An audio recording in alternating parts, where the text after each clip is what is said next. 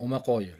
Bunaqasi bo'lgan, bunaqa qo'yun churish bo'lmagan desa ham bo'ladi.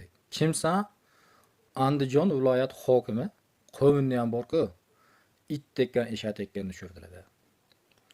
2025-yil qo'yun churish bo'yicha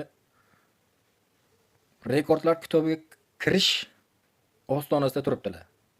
Agar shu yil oxirigacha birorta san'atkormi, kino aktyormi, qo'shiqchimi yo birorta bu kishidan boshqa hokimmi, kimdir bu kishidan ko'ra bir chiroyliroq bir qo'yun churib qo'ymasa, 2025-yilgi eng zo'r qo'yun churish bo'yicha birinchi o'rinni olar ekanlar. O'zi ham O'zbekiston rekordlar kitobiga kirar ekanlar.